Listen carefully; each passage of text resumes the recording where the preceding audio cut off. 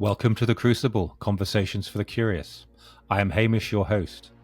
This podcast is for anyone going through awakenings, trying to make sense of life, whether dark nights of the soul, needing to make life-changing decisions, struggling with addiction or critical illness, or simply realizing that their life as they know it is not aligned to values and purpose. You are not alone. You can get through this, I promise you. Life is far more beautiful on the other side.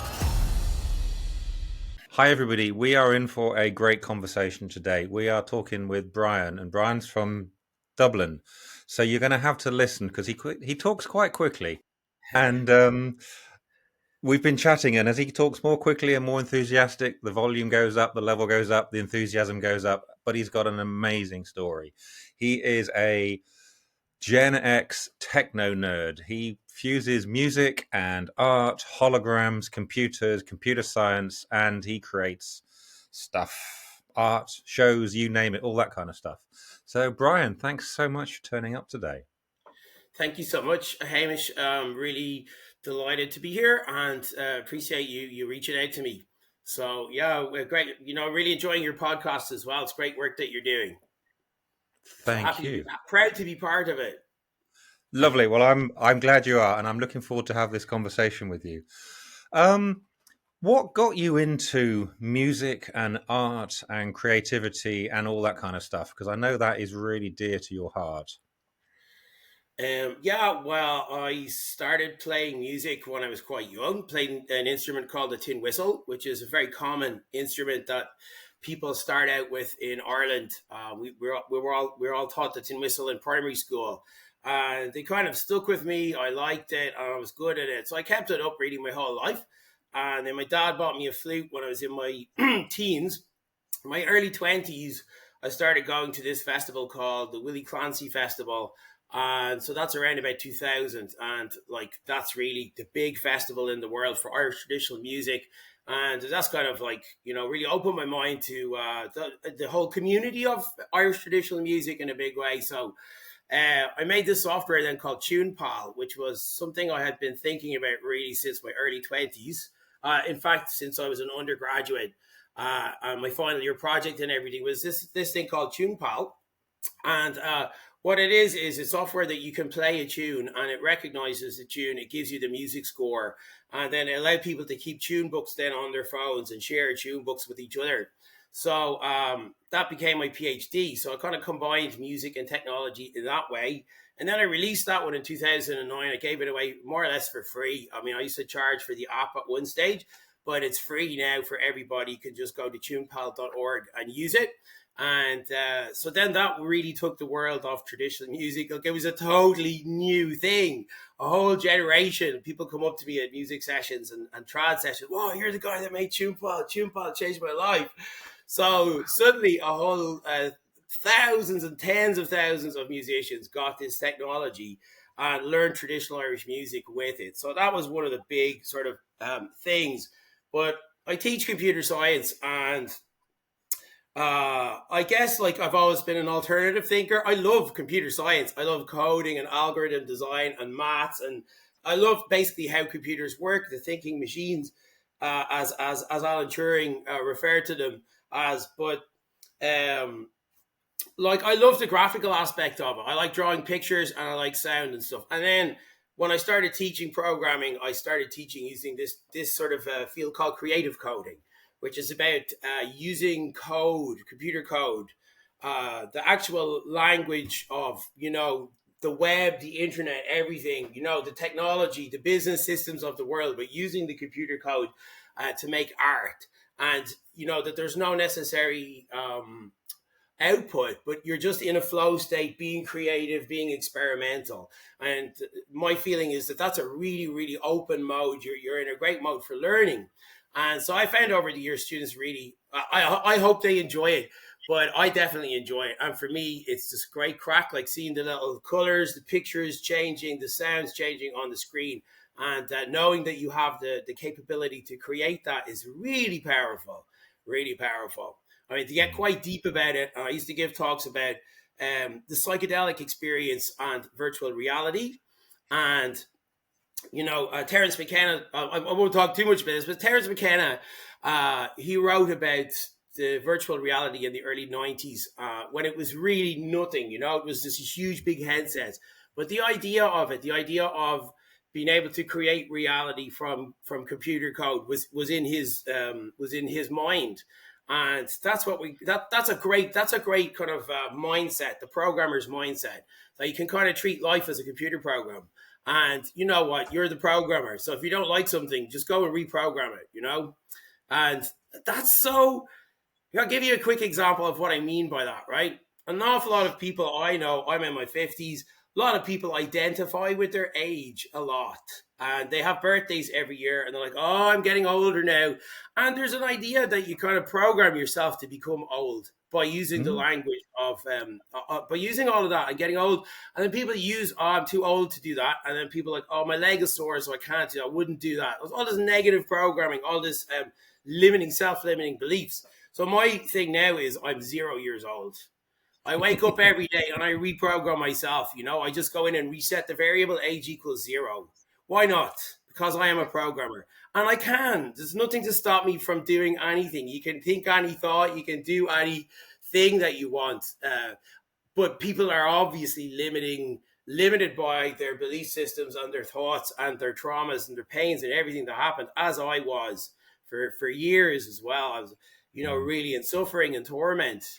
And I didn't want to be alive. I had a full on PTSD depression and came out the other side of it. But I mean, that's kind of my view now. And I think another great, thing that I read early in my life was Alan Watts's The Book. I don't know if people have read it, but I read this, and it's all about not taking language so seriously and how we're programmed. And basically, it's it also encourages people to be playful, because it's a playful approach to the troubles and traumas that might come into a person's life. So there you go. That's a bit of that's a few thoughts there.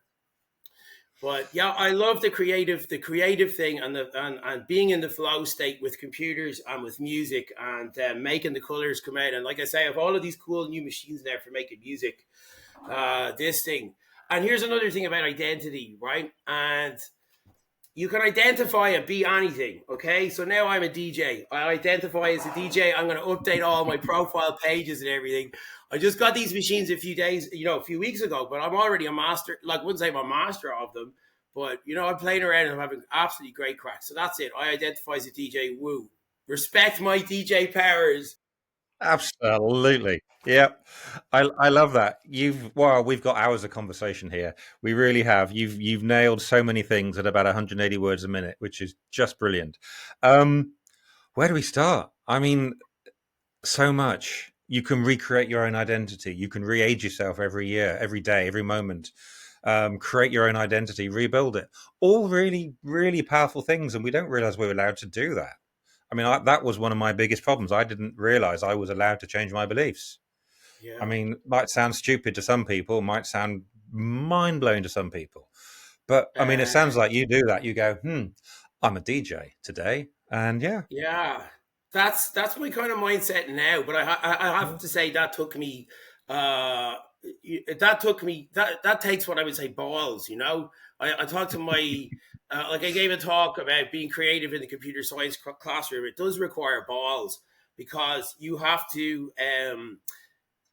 pretend initially, and you're going to feel nervous. I don't anymore, because I don't really have those feelings anymore. I kind of go into the world and do whatever I want now, mostly.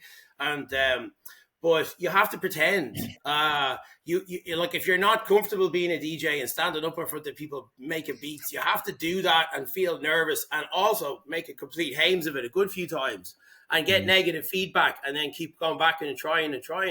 But it does require effort. But you have to, as I say, you have to imagine yourself, in my opinion, and it does require balls. For example, about 10 years ago, I started teaching yoga as part of my computer science classes, because I just reflected about things that are important for young people to know. And I think if you're working in computer science technology, then you should have practices like that complement all of the work that you're doing in your head all the time. In other words, you have to stretch your body. You have to know that you are a body. It's not that you have a body. This is you. your being is here. And if you don't maintain this being, then the overall being is not whole. So, and obviously I observed some of my students that they would, over the course of their 4 years of study of game design or computer science, they'd start out really skinny. And then as the years go on, they just pile on the weight. So by the time they reach and I know that's from the sedentary lifestyle. So I started teaching yoga, and I'm not trained to teach yoga. I do my own practice, but that required balls. And I had to stand in front of a class of young people, not knowing anything about how to teach yoga. And I had to do it, like write it down what I'm going to do with them, and then teach them all the different things. And then I just got better at it through repetition. And but I'm not, like as I say, I'm not a yoga teacher, not trained as a yoga teacher, but that required balls. And you have to have balls in life. Not that you have to have balls, but I think to grow you have to have balls. In other words, you have to be prepared. Being uncomfortable is fine. Being comfortable, being uncomfortable, from the Zen point of view, from the Buddhist point of view, there's no difference. There's just experience. And if we can learn to perceive suffering and non-suffering in the same way, then you essentially can elevate yourself out of suffering.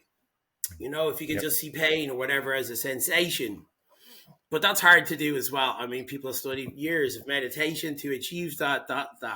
Or sometimes people can be just forced by their own circumstances to have to just accept their pain and just plow on, you know? So, yeah. Radical acceptance is a very, very powerful thing to have to do. And at some stage you have to go, this is life, this is whatever. You know, the conversation I had this morning on the podcast. It's liberating in a way. It is. Yeah, it really, really is. And I love what you said about, you know, having to get uncomfortable. I worked behind the camera for years in the TV industry. I never wanted to be in front of the camera, and now I am.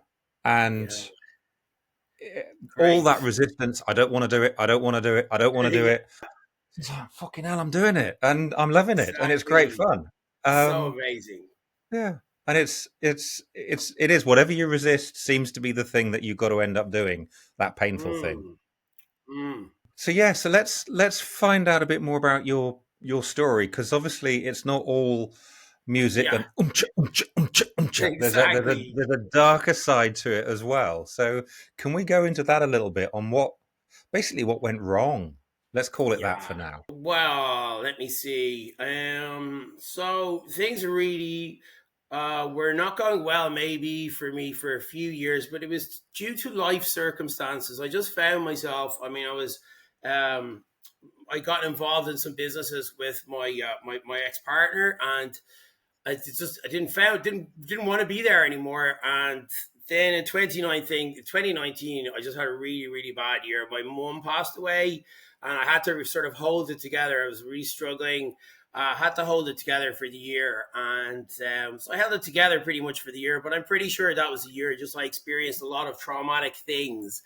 And then found myself at the start of 2020, just being in a place where I didn't want to be. Definitely did not. The lockdown obviously started, facing into, I don't know, indefinite misery, living with a person. I didn't want to be there anymore. I knew I had to leave. I couldn't stay. And so basically I moved out of the place where we were living, and I moved in with my dad at the start of the lockdown. And I hadn't got a plan. That was the thing. I really was very, very weak, I would say. Like I had, my emotional strength was low. I was brokenhearted, and I was broke. A lot of financial debt, money owed everywhere, and really having to start again. And I see these memes sometimes where there's like a mattress on the floor, and it's just a guy by himself. And that's what happened to me at the start of the lockdown. And I couldn't really cope. I had no plan. I had nothing. My sister, actually, interestingly, I'll show you this. I forgot to bring this. My sister got me this lovely book at the very start of when I moved out, and I knew I had to start a new life, Turning Dreams into Plans. I wrote down lots of stuff on the first page of that. I felt so low, but my goals and stuff, and from then it was a downward spiral. All right. So first of all, the loneliness by myself in my dad's place, maybe playing video games, started to drink, because I really couldn't control my thoughts. I was endlessly thinking about my life problems from morning to night. And I just lost control of my thoughts. The only thing that really helped me a little bit was you could smoke a cigarette. That was stopped them for a bit, but then I started chain smoking, and then that just made me more anxious, right? And so then I started drinking because I drink every day. Then I have to drink. I didn't get into the habit. Maybe I should have just started first thing in the morning, but I would go through the horrors during the day, and then I start drinking in the evening time. And what happened then? I stopped being able to sleep, and I just found it impossible to go to sleep. I'll be lying in bed, tossing and turning, and then finally, when I would go to sleep, I found myself having terrible nightmares. So I'd wake up like I was literally in a cold sweat, dreaming about all these events of my life. And these, I realized this is what people have, PTSD. You know, when traumatic events happen and they start to just reoccur and you obsess about them. So this was happening, and then while I was going past, absolutely couldn't sleep in a really terrible form. Then I managed to get Zopiclone. So I got a Zopiclone. I don't know if you know them, but they're a sleeping medication. And so I got a Zopiclone. Wow, that knocked me out for whatever number of hours. Great. So then I managed to start getting Zopiclone pretty regularly. And of course, the thing about these ones are they're for short term use, of course. And the great thing, you did take one, and then I would actually feel myself thoughts. I'll never sleep. Wash over me, and I would sleep. And it was so great to be able to switch off the thoughts. That's actually what I really wanted. I wanted oblivion. I wanted not to have to be, not to have to face my life or my problems. And so after a while, then of course the Zopiclone stops working because your brain builds up a tolerance to it. It's not a long-term one. And then I was taking like one or two to try and knock myself out, and also drinking as well with them. Okay, so I'm not going to go on. I don't want to blame alcohol or Zopiclone either. I got into very, very bad life habits. Then the next thing, sadly, like loads of things happened during that period of about 3 years. I stayed at my dad's place for a while. I then moved into a tent, staying on some land that my friends owned down the country. And again, absolutely brokenhearted, miserable. I arrived there. My friend set up this beautiful bell tent for me to come and stay in with my little dog at the time. And again, I was, there on my thinking, how have I ended up here? I'm living in a tent now, Again, all these negative, like whatever. But I also had these incredible, huge life problems that I had to sort out. I couldn't do because COVID was just ongoing. So nothing could be even done about them. And then endless rumination from morning to night. And then I managed to acquire Xanax. Brilliant. First time I took a Xanax, all my pain went away. I thought if I could only get these now for 6 months, I would be able to sort out all my problems, get my new place, start my new life and everything. And so then I found a doctor that would prescribe them to me for months. And I don't blame my doctor. My doctor is very, very nice. They just did not know that you're not meant to take these things long term. And also I was, as they say, doctor shopping. I get some here and there, whatever. So I managed to get myself like a pretty much endless supply of them. And I initially started trying to not take them every day, but it was impossible. And so I found myself then taking Xanax every day for about a year, or maybe I could be longer than that, maybe about a year and a half. And obviously, they're very, very habit forming. And the anxiety that you get when they wear off is horrendously worse. It's like it's like you imagine the anxiety from a hangover. It's that kind of anxiety. It brings your anxiety slowly up. I found myself after about a year and a half of being on Xanax, I was really messed up. I couldn't do anything or make a decision. My sister would say, come stay here for a while. I go over there. Oh, I'm so miserable. Help me. Talking about my problems all the time. Go over to my dad, stay there for a while, talking about my problems all the time. And they're still, at the same time, keeping up a bit of yoga practice and also having to go in and teach online classes every week is really hard.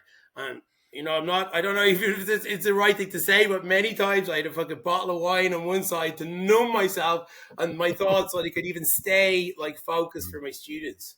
So it was all that kind of challenge.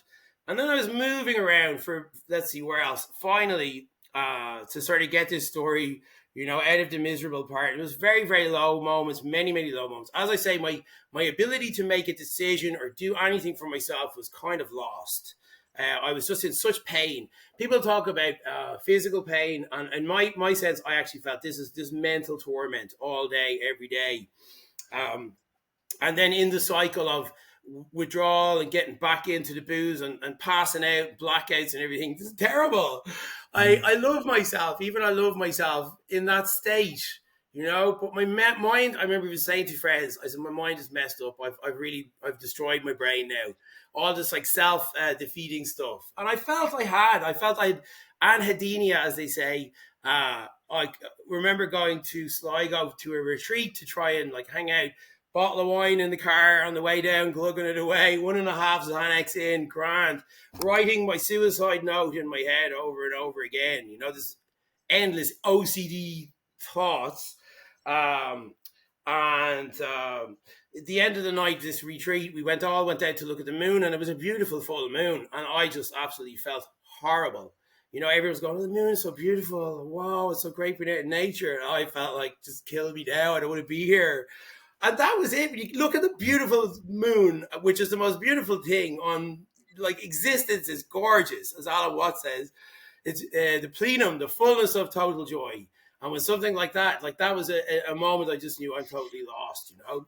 So finally I ended up staying with a friend, and I got onto them, started taking sertraline, loads of side effects initially. So I had to stop the Xanax, you know. Terrible withdrawals, messing up and down, everything. Finally, I went out one day and I got a glass bottle. I was just thinking about suicide. I don't want to be here anymore. I slit my wrists. Not my wrists very badly, but I started cutting my wrists like this. And I was like, that's it. I was wanted a way to die. Didn't want to have to face my life or my problems. And that was my low point then. My friend brought me into A&E. I spent 12 hours in A&E. Again, just completely disorientated. I totally disconnected at that point. I didn't even feel connected part of my body, you know. And but I was totally helpless. I'd given myself up at that point to the care of others. I was incapable of really looking after myself. And if I was left alone by myself, I would probably try to kill myself. That was my thoughts were like that. So finally, I got into the acute ward of Vincent's Hospital. I was there in isolation for 24 hours. Wow, how's this happened now? I'm in a psychiatric hospital. You know, what's going to happen now? After 24 hours, then in the acute ward for a week, everything is really lovely in there. The staff so calm. You know, they were the right people. My sister even was going to look after me, but that would have been so wrong because they'd have been all around me. Oh, Bryan, whatever. Whereas in there, they're just calm and they just listen to you. And I told them all my stories and everything, and they understood. So I was a month in hospital. After a month, they decided I was well enough to go out, but I didn't really feel well enough. I was actually so unwell. I was thinking I'll just go back and live with my ex-partner again after all the fucking trauma because I just couldn't look after myself. And luckily, my sister said, no, you're not going to do that. We are going to get you an apartment. So I got an apartment in a place in Dublin called Rathmines, and I moved into this apartment. I remember paying an absolute fortune for it every month, but I had to start again. I didn't care. The money was nothing, irrelevant. I was either going to die or I started again. That was the way it was. So I started there in this apartment, and it took me probably another 3 to 4 months in the apartment. And sometimes of like just mentalness, you know, crazy thoughts, and to be honest, some really bad drugs as well kind of came into my life at that point. But I was on the sertraline, and then finally, I think around about Christmas then, I went on holidays to Gran Canaria with another really great friend. They have such brilliant friends all the time, and my family, loving family. I love them so much, and my friends went over to Gran Canaria, and something changed when I was over in Gran Canaria, and that was I sort of the sertraline, as it were, kind of kicked in a really nice way. I remember smoking some weed over there, going for a big long run, and imagining what my life was going to be in 6 months, and feeling really positive about that. For the first time, I actually felt well about imagining a better life for myself. And then I kind of tapped into, I think, a mental process, which was the thing that sertraline gave me back was control of my thoughts. So when I started thinking, you know, these negative things, blah, blah, blah, and feeling bad, I could say, no, I'm not going to think that. And I would actually start thinking happy thoughts about myself and about my life, and doing positive things like going for my run, doing breath work, doing yoga. And those things would start to make me feel good. that was such a game changer for me, to actually do things that are positive things for my life, and for those positive things to make me feel well and happy. And so then I tapped into that. And so there was a few things I remember from that. Was, first of all, stick to my plan. Whenever then I would feel like stressed or whatever, I find my thoughts, I go, stick to your plan. This is what you're going. This is where you're doing right now. And then it would always bring me back to my plan. And when I went back to my plan, then I felt good and I felt like I was on the right path. And I stuck to that, kept going back into that one and identifying with that one. And then finally everything came clear, you know. Another thing is about, we were talking about radical acceptance. There was a time around about Christmas time, and I just said, that's it. No going back. I'm here. I'm starting a new life. This is brilliant. I love it. I'm a happy person again. I'd taken a semester off college because I was just too sick. And then my university was brilliant. They supported me, no problem. And then I came back in the second semester, started teaching again. And, but one amazing thing happened again, talk about radical acceptance. I remember one time being in my apartment by myself, and I had sorted out lots of things, and I kind of got a little bit clearer.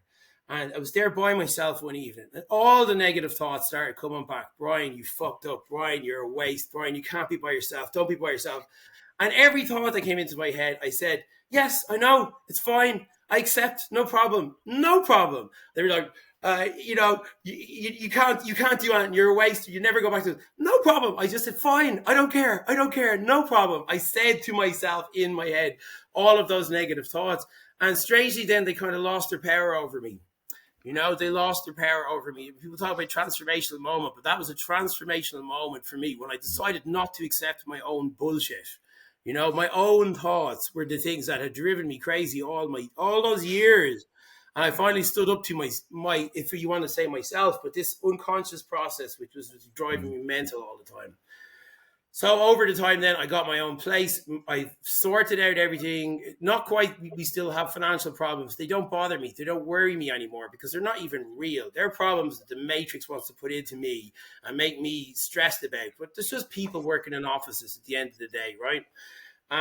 But my, all the stress and the hatred and I really wanted to kill my ex-partner. We just had gone so far apart. We're great friends now. We've put it all behind us. And we laugh when we do those things that we used to do before to hurt each other. We laugh at each other now because we know that they're just like behavior patterns or they're triggers. We're throwing grenades at each other. We even say that, stop throwing grenades, but we have kind of worked on our problems now. It's interesting as well. I decided because the other thing I felt at one point that I was going to inflict intergenerational trauma on my nephews because I knew I just kind of felt like I was out of here. I had to carry, for example, one stage, I had to carry Xanax with me. I was on the campus because I was afraid I was going to throw myself off the roof of the campus. We just got this beautiful new campus, which we're looking forward to. All this, like, you know what I mean? The kind of storytelling that this campus, we'd waited for so long, and you're going to be the person to throw yourself off the roof of the campus. That's what you'll be famous for. Going on in my head, this kind of, I'd be straight up with you. Those were genuine words that repeated themselves in my head all the time. That's why I had to have the Xanax in my pocket just in case it got too bad, So what was I going to say? But finally, what I was saying is my ex-partner, we never got divorced. We're not probably going to ever bother with any of that stuff. It's all the Matrix again. We live happy lives now separately. I've totally moved on. I live in a beautiful home. I have a lovely new boyfriend. It's a totally different kind of love and relationship, but it's also very independent. I don't want to get my stuff tied up with anybody else too much anymore. I want to be strong and independent by myself. And that's the thing that happened, I think, in my relationship. I lost a lot of myself to this person. There was a person that maybe satisfied all my needs. And also we got really tied up in all of our business together. And when that didn't go well, then I got drawn into all of that. And I think it's important for people maybe to try and be strong themselves, young people. Anyway, I'm not going to give out about it, but it's just, you have to be strong yourself, Yeah. But that's the main thing. There's a few good ones. A few other things, the importance of looking after the basics, I think. By the basics, I mean, obviously, go back to your breath. And one thing I do every day is Wim Hof breathing. And I find that absolutely brilliant. That kind of helped me keep my sanity a little bit during the times that I was going through those really hard Mm. times. And another thing then is my yoga practice. So again, if I find myself overwhelmed, have too much to do or get stressed, I'll go for a run as a priority. You know, if you've lots to do and you're getting overwhelmed, I think if you just like look after your physical body first, because you are a physical being. You know, you are everything. You're a spiritual being, a physical being, but your physical being is if you nourish your physical being, then you can exist more fully in this realm, Mm. samsara. Also, you can achieve your goals. You can do your projects if you're physically strong and if you are healthy. Mm. So, but it's okay to not be healthy, and it's okay to be sick, and it's okay to be addicted to alcohol. You know, as Gabor Mate would say, you probably know. I mean, many people know of his work, but he says if a person's been drinking alcohol for 20 years and they're lying on their bed, you're dying of cirrhosis, liver disease, the first thing he would say to that person is, "You are not an alcoholic. That's an identity." And Mm. I think at any point a person can become anything. People give up. People in active addiction give up and change their lives spontaneously, and so that means it's possible. And also, it's possible to do with support and help for friends. And it's also, I feel, very okay to be sick, to be depressed, to be unwell. You know, a lot of the depression is somehow it can be self perpetuating. So I knew I was depressed.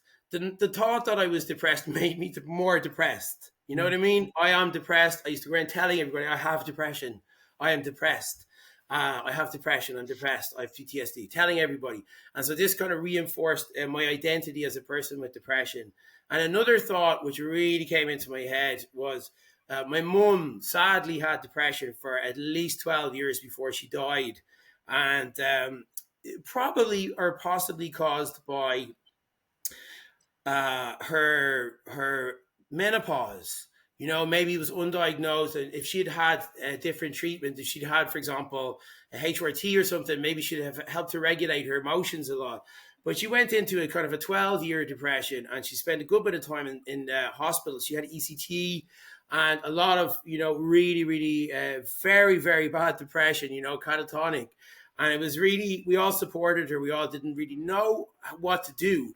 But the thought in my head when I was sick was, it's in your family. It's, you can't do anything about it. It happened to your mum, and now it's happening to you, and it's just your destiny. You just have to accept your depression, and you're going to kill yourself. You know, all this kind of self storytelling stuff. Mm. The mind can really be our greatest tormentor. I really Mm. believe that the mind, if you can kind of master your mind to some degree, you can, you know, you are so powerful that you can master your emotions and your triggers, and recognize yourself. It's totally fine to feel pain and to feel trauma and to Mm. be depressed, but to know yourself as a person that's 6 inches above being, you know, observing yourself being depressed, to identify with that higher consciousness self. um, but the radical acceptance as well. Like, I had to radically accept, as I say, my life was absolutely fucked. I owed money to everybody. Yeah, my relationship was totally not what I thought it was, and so on. You know, I had to radically accept that I was wrong about almost everything in life, and I had to and just say, yes, it's fine, it's okay. But everybody, once you do that, as I say, it's very liberating, Mm. because now I would say, and the words of Alan Watts often resonate, I'm under no obligation to be the same person I was 5 minutes ago. You know, so you're always ready to reinvent. Here's an interesting one for you, right? At the start of my depression and at the start of my descent into madness, it was a true descent into madness, right? I wrote all of this plan down here in my book. And on my 50th birthday, right? This was after 3 years of hell that I wouldn't wish on anybody. I actually found all of the things that I had written in that book that they actually came true. All of the things I had, every single one of them. I said, I want to have my own house. I want to be financially independent. I want to be free. I want to be back teaching and doing all the things I love doing. I'd written all of this down, and I wanted to find a new person, share my life, and good friends, and all the stuff. And I'd all of these things. written down at the start of my stuff. And then the rest of this book after this is all my pain is written in here, you know. But it's so amazing. People talk about manifestation, but that's a true example of when I manifested a better life for myself. But I had to go through hell, real hell, I feel. Mental health and suicidal thoughts for relentlessly for years, you know. Caused by a trauma, not something necessarily inherent, but caused by just traumatic life events that I found myself unable to cope with.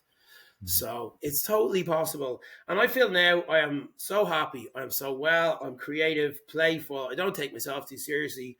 I work really hard and do my yoga practice every day. Freezing cold showers out in my back garden most mornings. Do my running. I'm doing all this amazing creative projects now. I feel living my best life at 52. I'm not even 52, at 0 years old, I should say. Obviously, I do not have an age. Do not identify as having an age, but I feel really, really happy.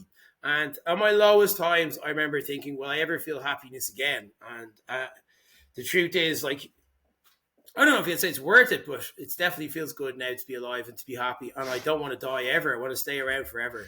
That is such an incredible story, Bryan, and I love the way you've joined all those dots backwards. It's a conversation I had 2 or 3 days ago with someone. He looked at his life that way when he hit the bottom, and he said, "Yeah, this is exactly where I'm meant to be. All the dots have brought me to where I am now." Yeah. Um, Mm.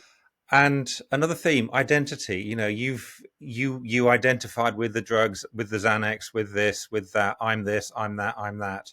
Oh, yeah. But when we, Yeah. as you said, you're 6 inches above, and you know, I have a problem. I'm not PSD. I'm struggling with PSD. You know, when you start to look at Brilliant. it, you're changing everything, aren't you? And that's, again, you're taking responsibility for your life rather than giving it away. Yeah. Exactly. Yeah. And that's empowering for people because people then realize that they can actually make decisions. A thing I found really hard was making decisions during that hard time. Mm. And now I realize you just make a decision. It's actually not that hard. You just make it. And actually, language is very powerful. Because once you decide something and you use the language to yourself, as we understand, like, you know, you program your subconscious and you program your reality around the words that you use. So, yeah, definitely. And I observe that a lot in other people as well. And I hear the language that they use now and I can relate to it because I've been there myself. And I see that is, yeah, something that you can grow from. Mm.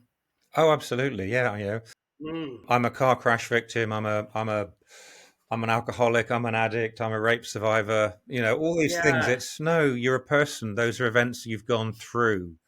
Let them Yes. go. Or, Radical acceptance. It happened. Shit happens. How are you going to yeah, respond to it? Yeah. exactly. Mm. And another one that I hear people is as a recovering alcoholic or as a former Yeah. alcoholic. Mm. So that's an identity with, but it's all fine. I mean, I don't want to judge anybody either because it's just different perspectives. Like we all have different perspectives on the same thing. I mean, from a spiritual perspective, there's really only one consciousness that looks out through all eyes.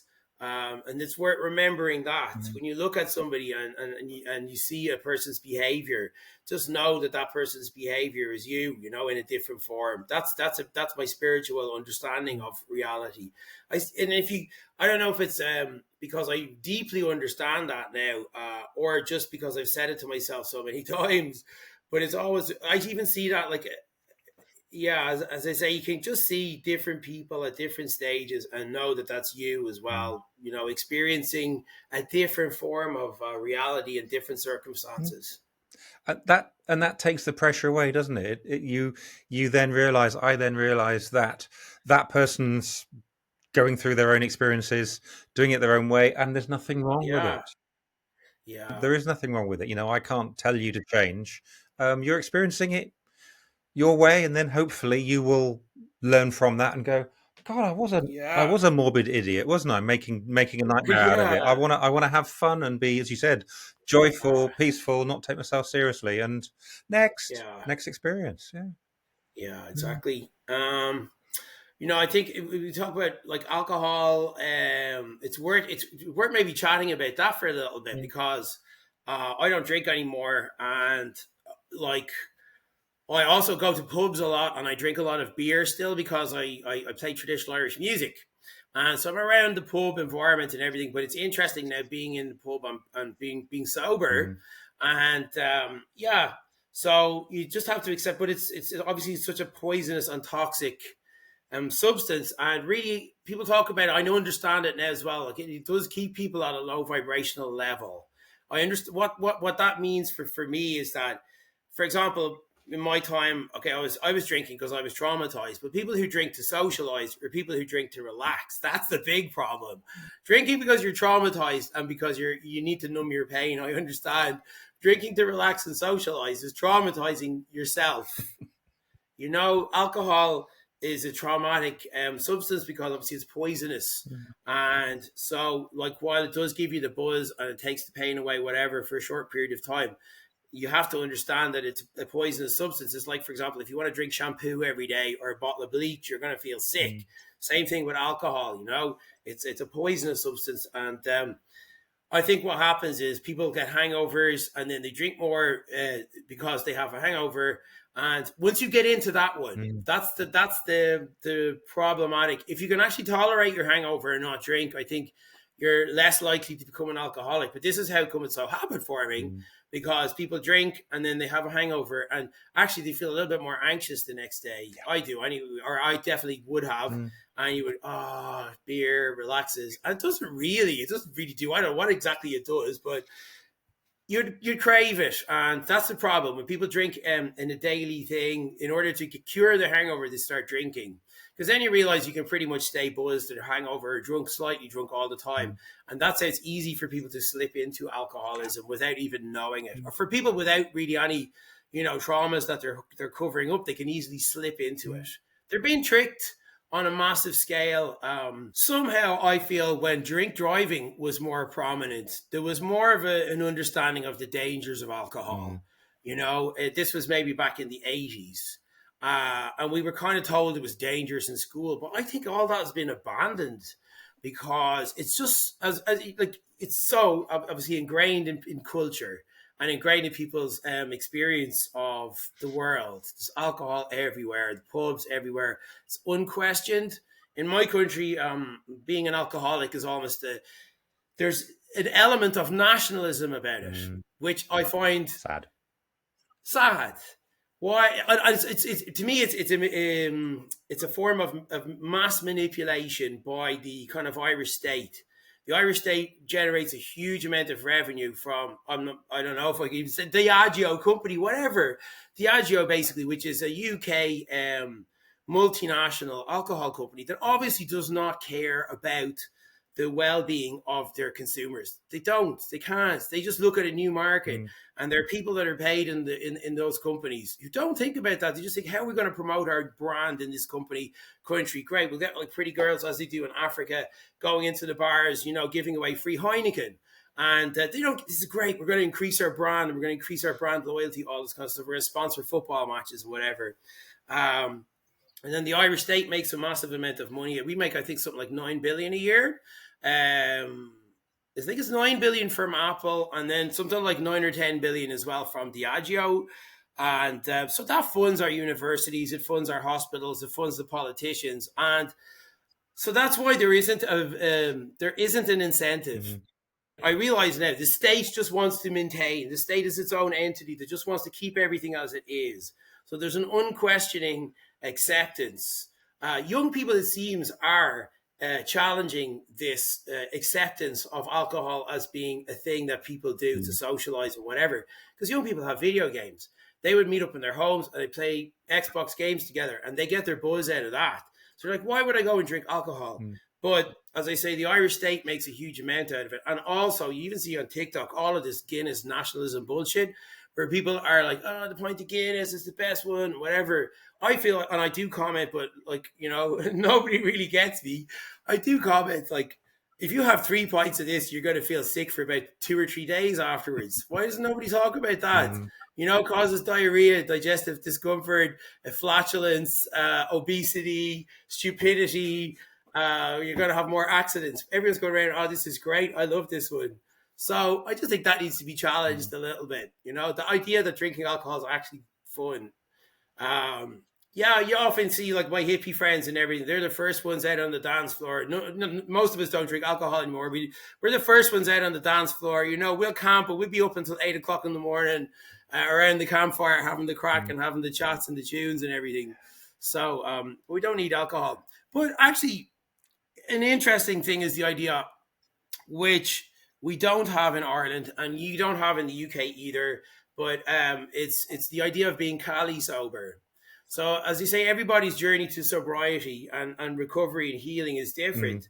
And in other countries, there's this concept called Cali sober. And I know that cannabis, for example, is a cure for alcoholism for many people. Many people stop drinking when they discover cannabis. And sadly, that's not available in the U. You can get it under medical thing, but I doubt you could get it to cure your alcoholism. Sadly, you can't. Mm. Well, why not? We need to question these Mm. assumptions. Um, so, and the same in Ireland as well, but in lots of places in the world, people, you shouldn't judge. In my opinion, everybody's recovery is different.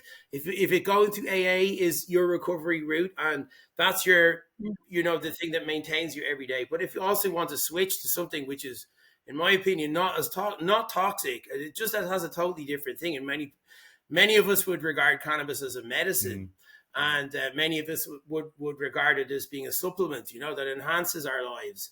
It's not like that for everybody, and people have different points of view, and I accept all the different points of view. But that could be a route to sobriety for some people as well, and I think it's important to acknowledge that that's happening in other countries. In Germany, people are growing weed. They're growing because it's legal now for 50 million Mm. citizens. Again, if you look at Keir Starmer in the UK, he talks about keeping it illegal, and the discussion is not even part of the political discussion over here. So we need to be a bit more mature about how we regard, I suppose the realm of substances that alter conscious and alter our minds. Similarly, psychedelics. Right now, we're in the middle of magic mushroom season, and there's a great culture now in Ireland of going out picking magic mushrooms and drying them, and they can be very Mm. therapeutic. My friends run Inward Bound Institute, which is they run psychedelic retreats in the Netherlands for 1 week, and they have clients from all over the world where it's illegal, and they have a really really safe held Mm. mushroom experience. And things like that can elevate a person's consciousness, for long term. Similarly, like, I don't know, you the other psychedelic medicines like ayahuasca. There's ayahuasca retreats happening a lot around Ireland. They're kind of underground, but they can be always Mm. found. um, but they're not part of the mainstream, and of course they're all illegal, and people have to kind of seek them out. So there's that element of danger Yeah. around this, which is because of the illegality, and because they're not really discussed. Similarly, and I'll just throw this last one in, is about toad medicine. I Mm. don't know if you've heard of the toad or smoking the toad. I've heard the words. Yeah. Mm. Yeah, so that is the strongest, most powerful psychedelic, and for many people that have had it, and I've had it 4 times before my descent into my mental health thing. So these things are not even they don't cure you or anything, but they can elevate your conscious and give you a different experience of reality. The toad is an extremely powerful psychedelic, and really, it brings you so present into the moment. You're totally aware of being yourself, alive, and you know that you're the most important thing, the center of the universe, and the universe loves you. And you can, some people describe it as like seeing their soul. And that's what can happen Mm. as well. You can kind of see your consciousness, or experience it in a really profound way. So these could be very spiritual tools for people as well. Yeah. So that was just a thought on the Yeah. toad. The whole psychedelic thing is intriguing, isn't it? I mean, ketamine, full stop, great for PTSD, Exactly. absolutely brilliant for it. Um, Yeah. and it's coming through slowly, but without going down this conspiratorial route too much. You mentioned the alcohol, and it does. If you've got a society just bubbling, you haven't got to use 1984. You can just use alcohol just to keep them there. Once you start free thinking, Absolutely. you're a danger. I'm a danger. Most of my guests Yeah. are a danger. They could say, well, fuck this. You're not doing it right. You're limiting us. We're going to Exactly. stand up. And that's the way things are going. I said, I don't want to go. down that route on this I conversation. know. Yeah. But Yeah. Because that could be a whole other podcast, to oh be yeah, honest.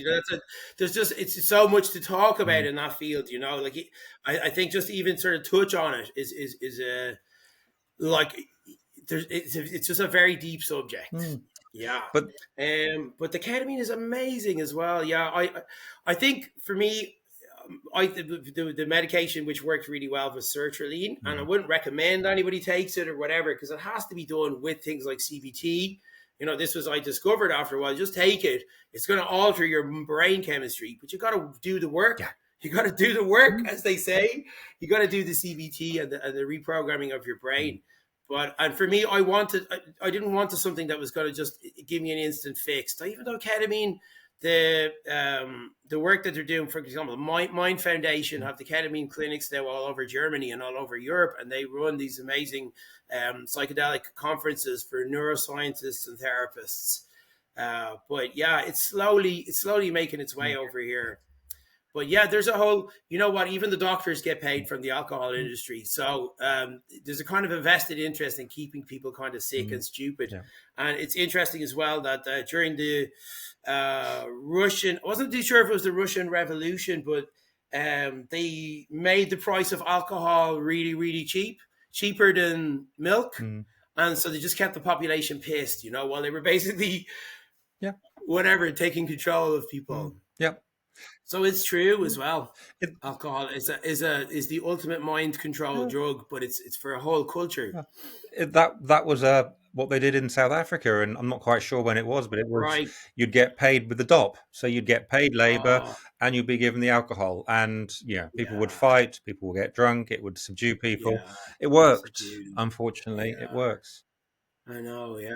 But you've What was it? George Orwell says, "Give them beer and football and petty yeah, squabbles, and that's enough to keep them yeah, occupied." And yeah, drama and the movies and things like yeah. that. That's yeah. That's George Orwell. I don't know the exact quote, but It's chilling, just that, yeah. it is. But Yeah. I want to tap into what you said then. You had the sertraline, but you had to do the CBT. You're taking responsibility for your life. That's what you said. Yeah. You've had to take that responsibility. You've had to look at your identity. You've had to stop being that victim and fix me, fix me, fix me. It's like, no, I'm going to fix Exactly. me. Um, Hmm. and That's that's the important bit. Ayahuasca, you have to integrate. I guess with ketamine, you have to integrate. I guess with mushrooms, you have mm, to. definitely. It's easy just to take the toxins, take the medicine. You have to heal yourself. You have to grow. You have to grow out of the thing that you are. Mm, And the radical acceptance is very important because you have to 100% accept where you are in order to grow forward. You can say, well, you can imagine yourself, right? Wow, I am a survivor. I am healing. I am on my growth journey. You start saying these things, you program yourself, and then your life experience grows out of your everyday pain into a person who's experiencing pain but is growing out of it. So suddenly you mm. become a hero to yourself. Yeah. So yeah, as you take action and work on your plan and move forward. Mm. And I think as well, certainly for me and from the conversations I've had, you are a hero if you have found yourself in that dark place, and you've used the Xanax to not kill yourself. You've used the Yeah, alcohol to not kill yourself. You've used all these exactly. things. Yeah. You, me, 10% of the population are fucking heroes because we found something that stopped Yeah, us dying.